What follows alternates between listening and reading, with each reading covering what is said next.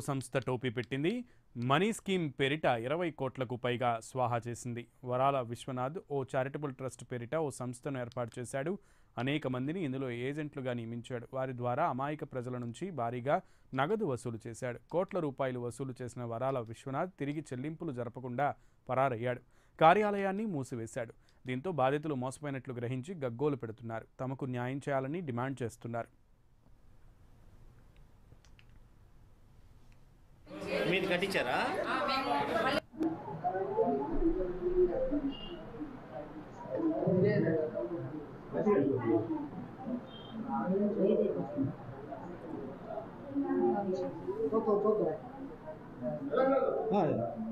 నూనె 6,000 రూపాయలు కూడా చూపిస్తాను. రైట్, దీనికి సంబంధించి పూర్తి సమాచారం మా ప్రతినిధి నరేష్ లైవ్ ద్వారా అందిస్తారు. నరేష్, దాదాపు 20 కోట్ల దాకా ఈ మోసం జరగడం అనేది చాలా పెద్ద విషయంగా చెప్పుకోవాలి.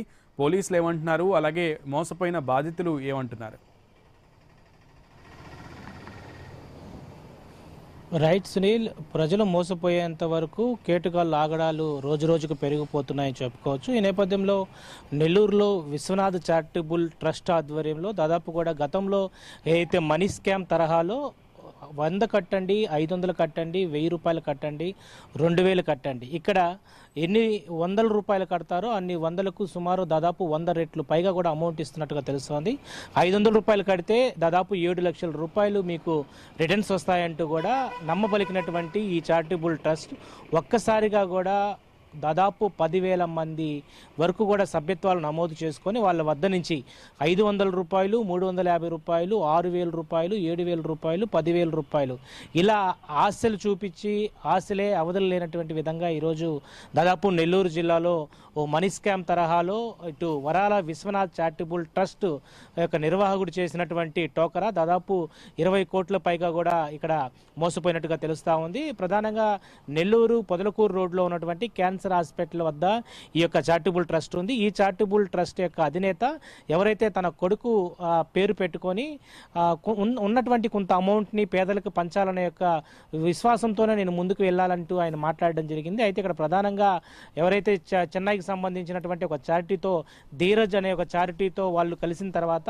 ఇలా 500 రూపాయలు కడితే 7 లక్షల రూపాయలు, 5,000 కడితే 6,000 కడితే దాదాపు 18 లక్షల రూపాయలు రిటర్న్స్ వస్తాయంటూ కూడా అందరి వద్ద కాడ కొన్ని గ్రూప్స్ని ఏర్పాటు చేసుకొని ఆ గ్రూప్స్లో 10 మంది 20 మంది సభ్యులతో ఇలా కట్టించడం, వాళ్ళకి కొంత అమౌంట్ని ఫస్ట్ కట్టిన వెంటనే రిటర్న్ ఇవ్వడం, ఇలా మోసపోయినటువంటి ఎవరైతే మధ్యతరగతి ఏదైతే ప్రధానంగా చిన్న కుటీర పరిశ్రమలు చేసుకున్నటువంటి అందరూ కూడా చాలా వరకు కూడా పేద కుటుంబం సంబంధించినటువంటి అందరూ కనపడుతున్నారు.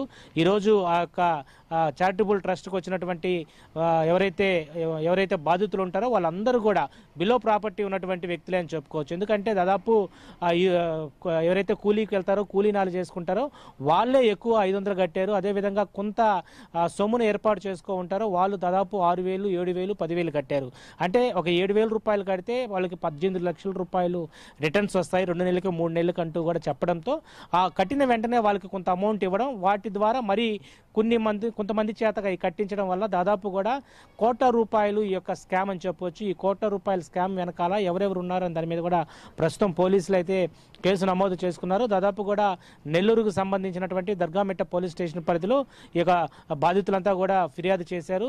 ఇటు ఈరోజు వెళ్ళినటువంటి కార్యాలయం వద్దకు వెళ్ళినటువంటి కొంతమంది ఎవరైతే బాధితులు ఉంటారో వాళ్ళందరూ ఆందోళన దిగారు.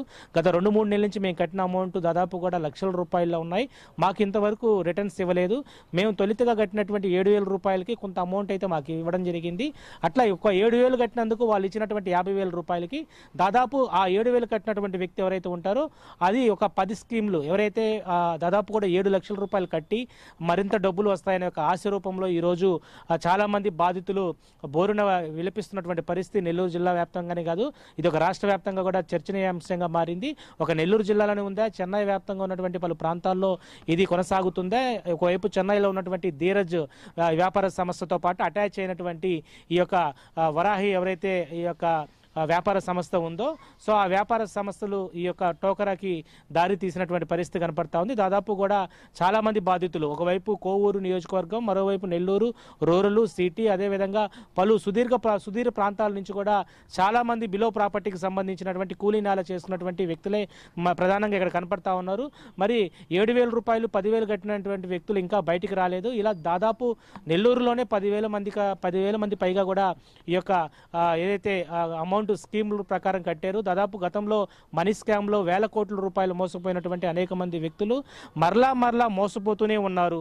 ఎందుకంటే ప్రజలు మోసపోయేంత వరకు కేటుగాళ్లు పలు రూపంలో ప్రజలను మోసగించేందుకు ముందుకు వస్తున్నటువంటి పరిస్థితి అయితే ఉంది. ఇక్కడ ప్రజలు ప్రధానంగా ఏదైతే ఫ్రీగా ఏదొచ్చినా కూడా దాన్ని స్వీకరించే పద్ధతిలో ప్రస్తుతం కనపడుతున్నటువంటి పరిస్థితి ఉంది. 500 రూపాయలు కడితే 7 లక్షల రూపాయలు ఎలా వస్తాయనేది మాత్రం కాస్త కూడా ఆలోచించకుండా ఏమాత్రం ఏదైతే ప్రధానమైనటువంటి ఒక డిమాండ్ని ఏదైతే మనం ముందు పరిచారో 500 రూపాయలు కడితే 7 లక్షలు ఎందుకు ఇస్తారు, దీని వెనకాల ఏదో ఉందనే ఒక అవగాహన చేసుకునేటువంటి శక్తి లేకపోవడం, దీనికి ప్రధానంగా ఏజెంట్ల రూపంలో చాలా మందిని నమ్మబలికించారు.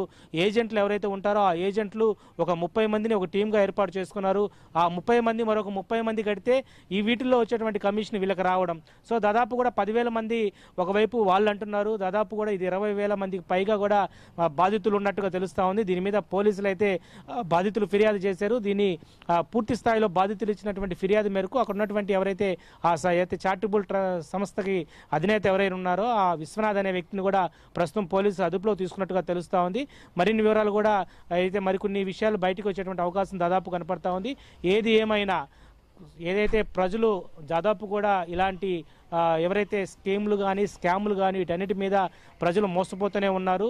500, 1,000 రూపాయలు, 10,000 గతంలో బురిడీ బాబా ఒక ఆధ్యాత్మకు సంబంధించినటువంటి బుక్కులు ప్రింటింగ్లలో దాదాపు కోట్ల రూపాయలు గడించినటువంటి పరిస్థితి నెల్లూరు జిల్లా వాసులు మర్చిపోకుండానే, మళ్ళా మనీ స్కామ్ను మర్చిపోకుండానే తర్వాత ఈరోజు ఇలాంటి సంస్థల ద్వారా దాదాపు కోట్ల రూపాయలు కూడా ఈరోజు ప్రజలు మోసపోతున్నారంటే వీటన్నిటికీ ప్రజల యొక్క నమ్మకం ఏదైతే తక్కువ డబ్బు కట్టి ఎక్కువ ఆశ చూపించినటువంటి ఏజెంట్ల యొక్క ముసుగులో ఈరోజు వాళ్ళంతా కూడా ప్రధానంగా మోసపోతున్నారనేది ఒక ఫిర్యాదు అయితే ప్రజల్లో అందుతున్నటువంటి పరిస్థితి అయితే ఉంది. మొత్తానికి పోలీసులు ఇచ్చేటువంటి దర్యాప్తుల ప్రకారం ఇంకెన్ని వెలుగులోకి వస్తాయనేది మనం వెయిట్ చేయాల్సిన పరిస్థితి ఉంది. Sunil. Right Naresh, thank you.